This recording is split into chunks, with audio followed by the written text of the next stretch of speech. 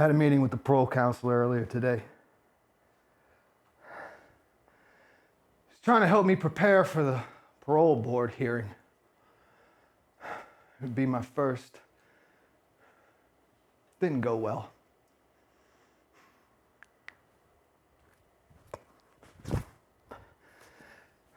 I never thought I'd be in a place like this. Prison sits along the Jersey Turnpike in Rahway. We used to pass it on our way down the shore. I remember sitting in the backseat of our car thinking, I wonder what it'd be like to have to live there. And then it'd be gone, forgotten. Now, when I'm working in the laundry, I sometimes look out the small barred windows at the car speeding by and wonder what they think when they pass here. Probably think we're all monsters.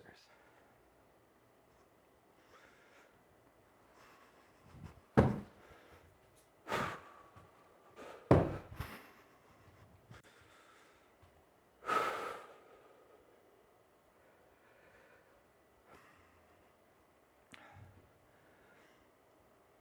parole counselor was pushing me to plead my case. Play up all the good things I've done. What good things? I'm thinking, what's the point in that? It became very clear to me after settling into my cell that I better have a good relationship with my head if I'm going to make it in here. Either that or fill it with prison politics, you know, how to reward your friends, punish your enemies, get the stuff you need. I wish I could say I was able to tame my mind.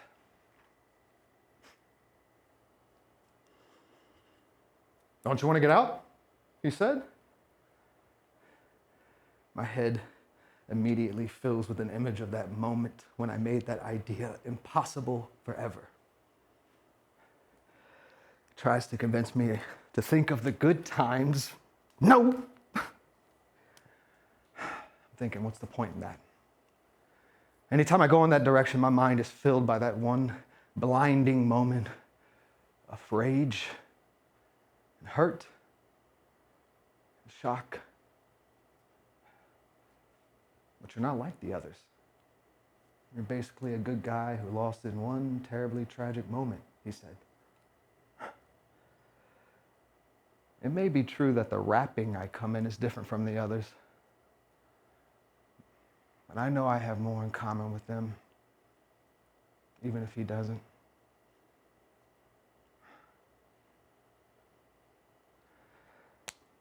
You're right. You're right, you know, to think I'm lying if I say I never fantasize about getting out. And I can make a pretty good case for it in the courtroom of my mind. But eventually I always come face to face with this overwhelming fear that stops me cold. I'm not sure exactly what it is, but it's there, lying in wait. Even my court-appointed lawyer thinks I can do more good out there, help others, things you can't do in here. Makes some sense, I guess. Yet I can't wrap my head around it. There's always this beast within preventing me from going there. I sometimes wonder what it is exactly. And can it be tamed? Should it be tamed?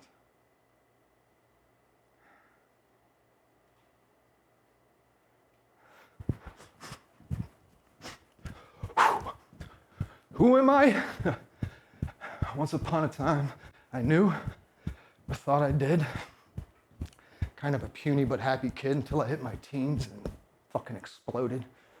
I loved becoming big and strong and powerful. I lifted weights every day, religiously, to push it even further. I wasn't into sports, but my friends constantly tried to get me to join the football team. But my heart was set on the Marines. My senior year, I had it all lined up. Spoke with the recruiter. I'd go in a day in after graduation. But then I met Betty, and nothing ever felt so right. We We clicked immediately. We did everything together, inseparable. I pushed my start date back a few weeks so we can get married. We did.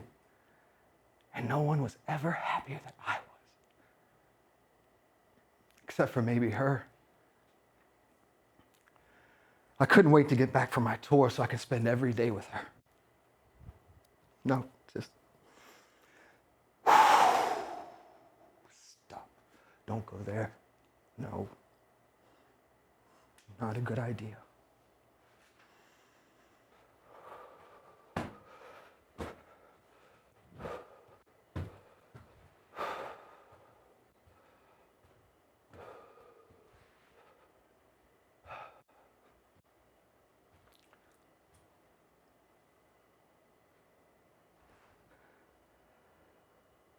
The parole counselor said there might be others at the hearing. Who, I asked.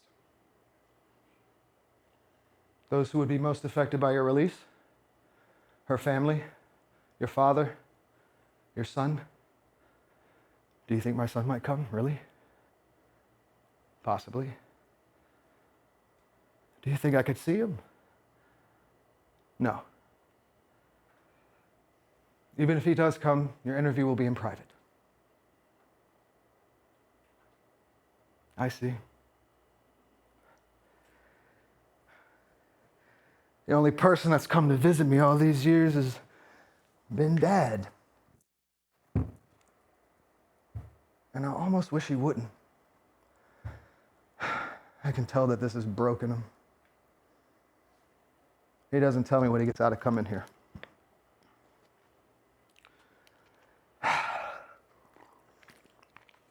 My son was born while I was in Iraq.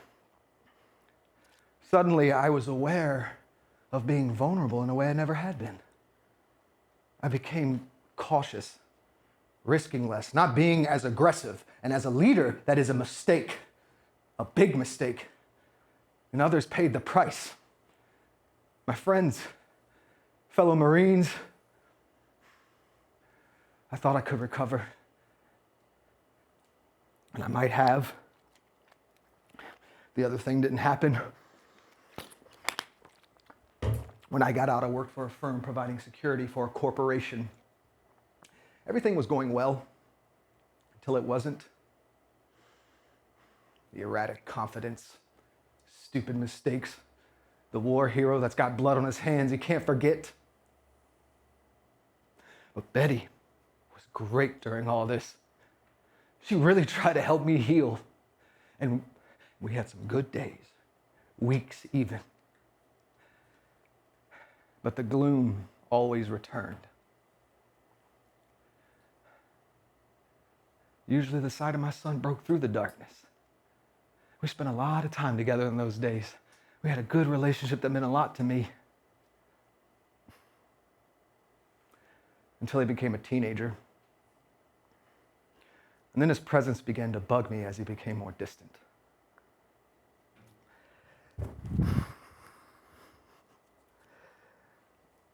I tried to fight those feelings,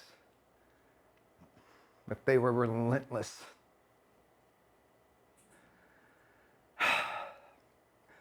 As the darkness spread, I had to stop working. Thought it would be for a few weeks.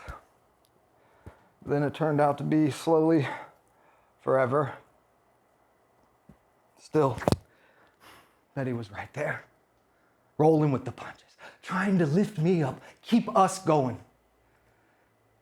But as the stressors mounted, it began to wear her down too.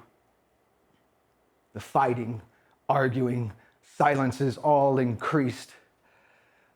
I saw all this happening, but I didn't know what I could do to change it. And even if I did, I couldn't summon up the energy to do anything except for get angry.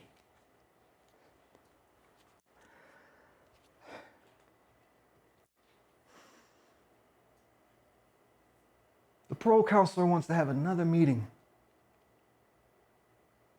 Not sure why.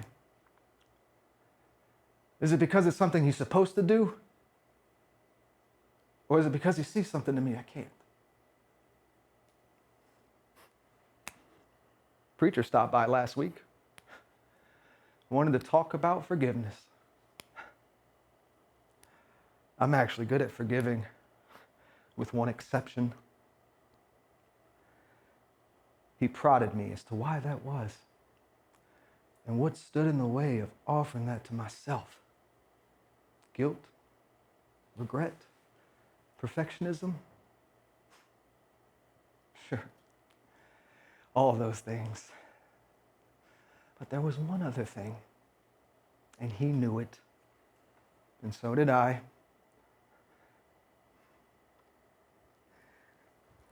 I have created a predictable, stable life in here. Oh yeah, people disrupt it from time to time, but it works for me. Am I happy?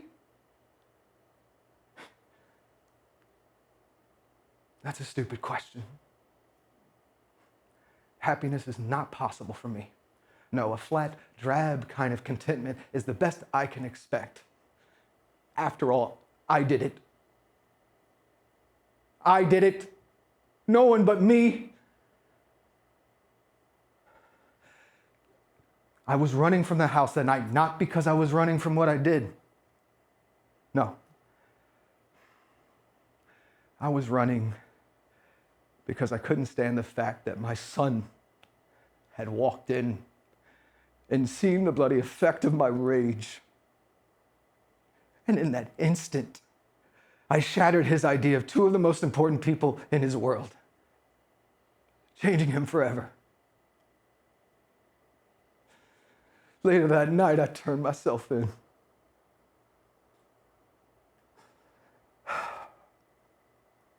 As a combat veteran, I have seen it cause a lot of bloodshed. But nothing I'd done could have prepared me for what I did that night. And to the one person in this world I never thought I could lift a finger to harm. But then, in the heat of that argument, she said something that anybody else could have said and I would have blown off, but coming from her, I don't know. It cut deep, deeper than I could ever imagine. And I turned into an animal, flooded with hurt and rage, thirsting for blood, consumed with a desire to punish. It terrified and disgusted me. Up until that point, I never thought I was capable of doing such things. Why? Why did it cut so deeply? I've tried to dissect the words, see where the path led. Oh, sure, I can see how I was worn down by stress, weakened by depression, and corroded by the guilt of failing my fellow Marines, but none of that offers a meaningful explanation. No. The bottom line is that under the right circumstances, that part of me is there. Lying there.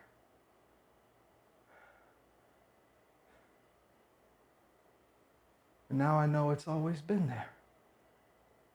And always will be.